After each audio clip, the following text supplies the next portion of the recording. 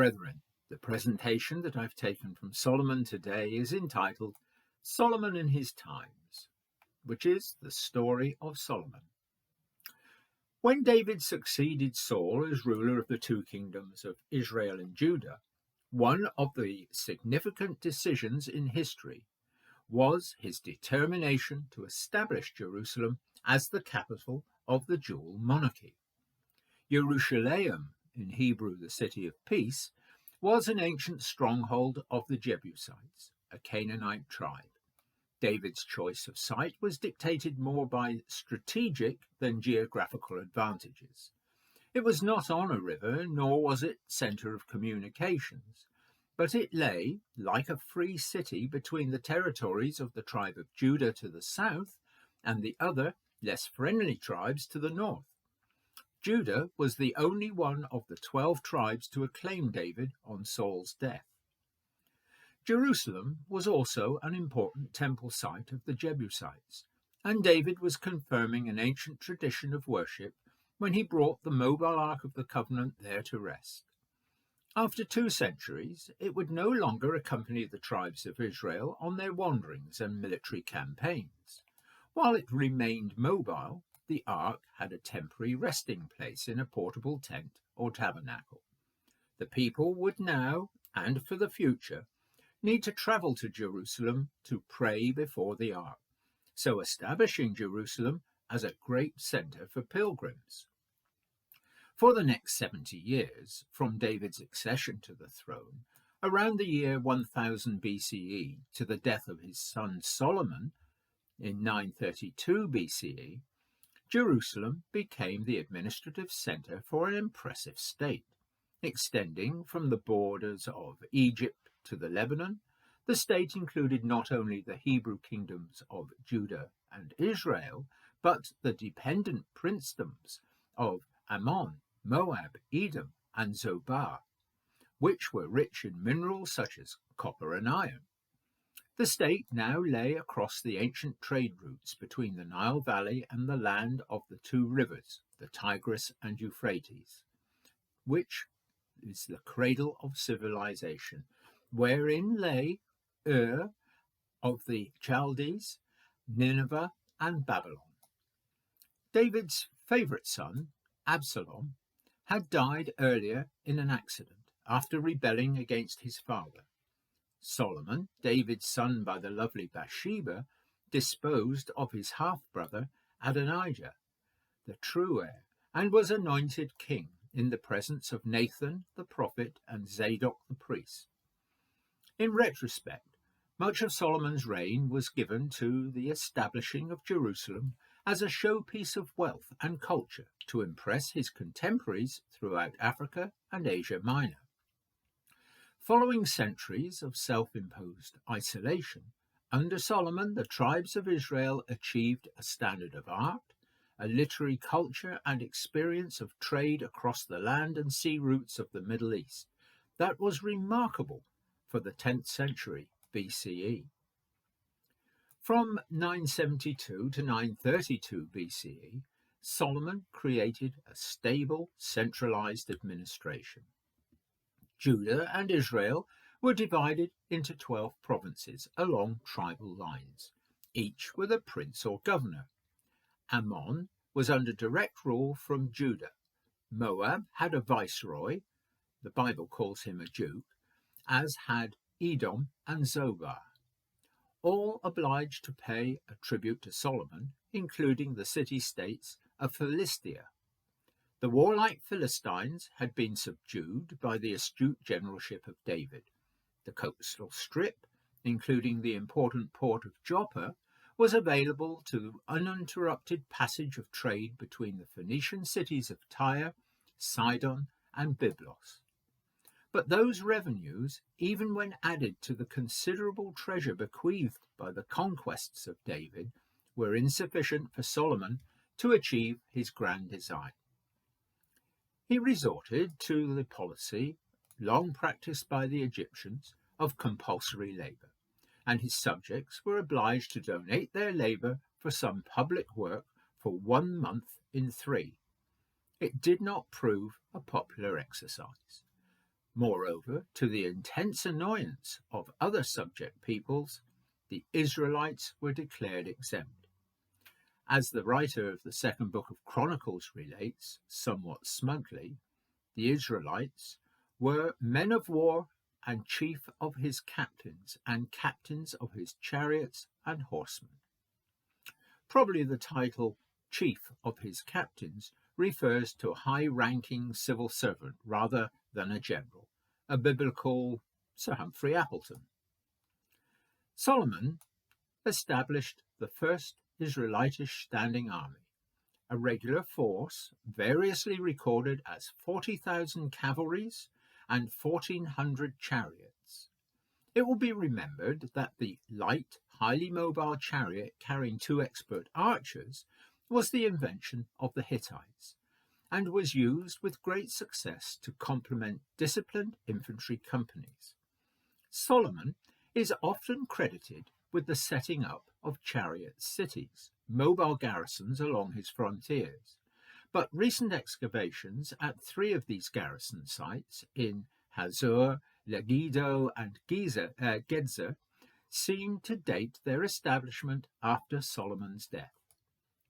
The energetic monarch added a further dimension to his influence by establishing a merchant navy. Hitherto, the Hebrews had been landlocked farmers and shepherds, but Solomon's friendship with Hiram, the great king of Tyre, enabled him to trap the considerable resources, nautical expertise, and wide commercial contacts of the Phoenicians, who usually supplied the vessels and some of the crew members. Hiram had become an ally of David following his subjection of the rival Philistines, opening Joppa to the Phoenician timber export trade, worth many shekels and talents of gold. References exist in the Bible to the fabled journeys of Solomon's fleets, to the legendary lands of Punt and Ophir, reputedly the source of gold for the equally legendary Queen of Sheba. Neither of these ancient mining centres has been exactly identified, but Ophir is thought to have been located near the shores of the Red Sea, while Punt has been placed as far distant as the ancient town of Zimbabwe. Besides the expeditions to Ophir and Punt, Hiram and Solomon fitted out combined fleets which made regular journeys across the Mediterranean, as far as Spain, where Phoenicians had founded a colony. In the first book of Kings, it is recorded, "For the king had at sea a navy of Tarshish, with the navy of Hiram. Once in 3 years came the navy of Tarshish, bringing gold and silver, ivory and apes and peacocks." So it seems that there was some form of regular trade with Africa. The Phoenicians were also skilled architects and builders. There were even 6-story buildings in Tyre, and their metalworkers were renowned for their know-how. The name Tarshish also means furnace or smelter in Phoenician. The town of Byblos became the centre of the parchment trade. Glassmaking and the manufacture and dyeing of fine cloth were further evidence of Phoenician invention. It had long been decided to build a permanent house of the Lord at Jerusalem, and David had left detailed plans for its construction, although opposition from fundamentalists prevented it from being started during his kingship.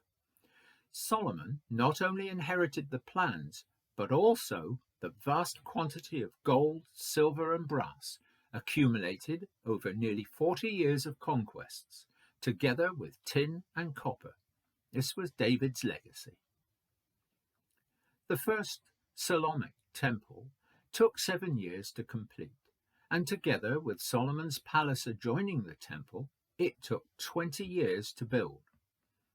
Hiram of Tyre supplied not only the skilled masons and metalworkers, but also a large proportion of the materials.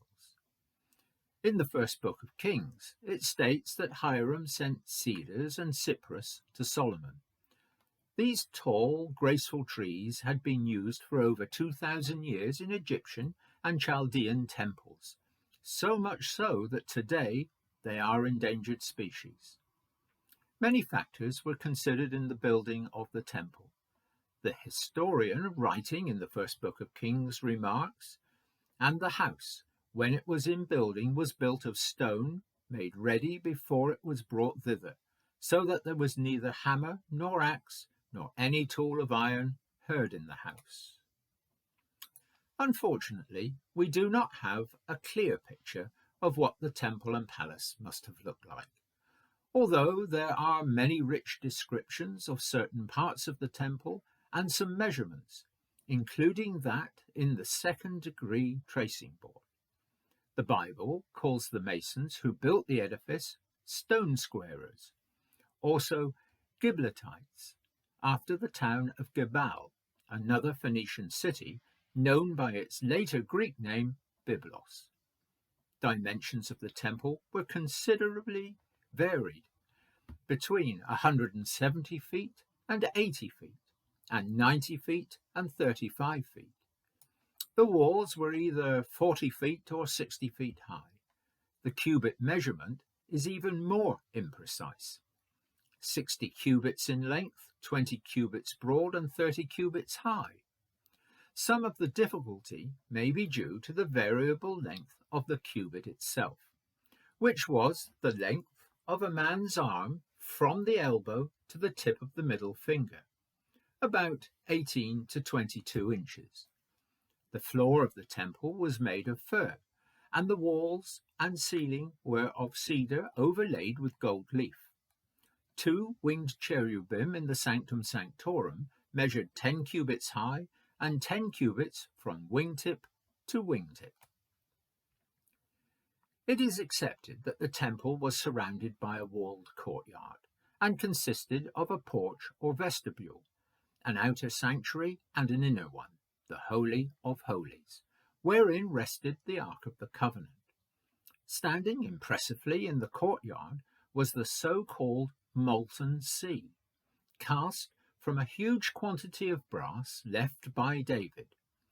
This great basin had a circumference 3 times the diameter and a height half the diameter, and contained what the Bible calls 2,000 baths, each bath equivalent to 7.5 gallons.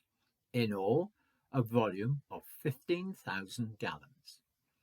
This masterpiece of ancient technology was seamless and was cast together with 2 great bronze pillars placed at the porchway or entrance of the temple under the supervision of Hiram Abiff in the area between Succoth and Zeratha, or Zerathan, in the clay ground in the plain of Jordan, probably a dried-up tributary valley.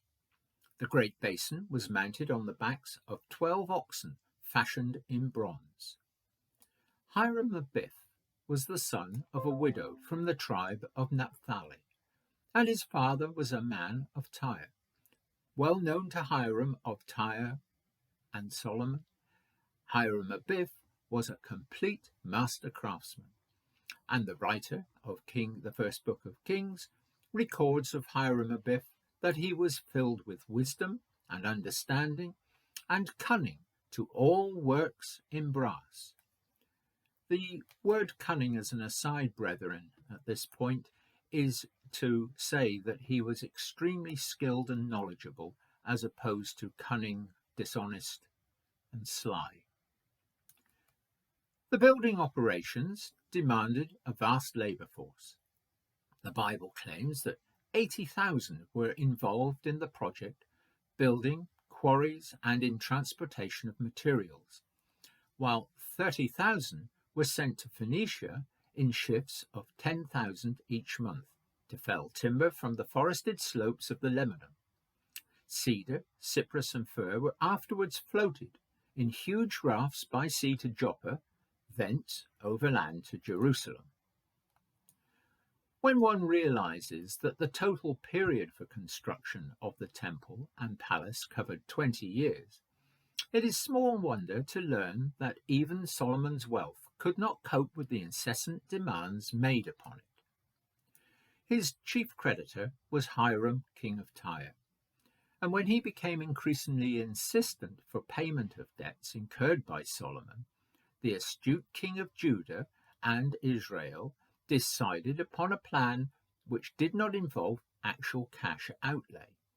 He offered to cede 12 Galilean towns to Hiram, but when the Phoenician monarch inspected his new territory, he was not at all impressed, and the first book of Kings reports his comments. "What city are these which thou hast given me, my brother?" And he called them the land of Kabul, meaning desolate and dirty, unto this day. And Hiram sent to the king 60 talents of gold. The Phoenician monarch swiftly referred the debt back to Solomon. At this point, it would be appropriate to mention the currency used throughout the ancient world, often quoted in the Bible and contemporary records, namely talents, minas, and shekels. The talent was the largest and most valuable unit, weighing 30 kilograms, having an enormous value, depending on whether they were made in silver or gold, which was 13 times more valuable. The debt which Solomon owed Hiram, 60 talents of gold, was therefore a massive sum. The next unit was the mina, and 60 minas were equal to 1 talent. 60 shekels were equal to 1 mina, and 100 drachmas equaled 1 shekel. The drachma was 1/7 of an ounce by weight. David is reported as having paid 50 shekels to Araunah, the Jebusite, for the threshing floor on which he had intended to build the temple. That piece of land was on Mount Moriah, traditionally a holy site for the Israelites, and proved to be a very good bargain. To give you an idea of their worth, we now know from the Persian archives that at the time of Darius I, king of Persia, some 400 years later, a half talent of silver would pay the wages of a crew in a 200-oar ship for a month, as recorded at the time. Perhaps Solomon's greatest achievement in retrospect was to incorporate the poetry and philosophy of other Middle Eastern cultures into the Hebrew culture, and thence into the Bible. His much vaunted wisdom, alas, is shown only in one example, the famous judgment in the case of 2 women claiming the same child. After Solomon had decreed that 1/2 of the child should be apportioned to each woman, the one who cried, "Give her the living child, and in no wise slay it," being the true mother, was immediately awarded custody. The famous visit of the Queen of Sheba to the court of Solomon occupies a place of honor in both the first book of Kings and the second book of Chronicles. She came to Jerusalem with a very great retinue, with camels that bore spices, very much gold and precious stones. An impressive sight she must have made. Yet it is also recorded by the same chronicler, and when the Queen of Sheba had seen all Solomon's wisdom, and the house that he had built, and the meat of his table, and the sitting of his servants, and the attendance of his ministers, and their apparel, and his cupbearers, and his ascent by which he went up unto the house of the Lord, there was no more spirit in her. Her parting gifts are listed as 120 talents of gold, and spices, very great store, and precious stones.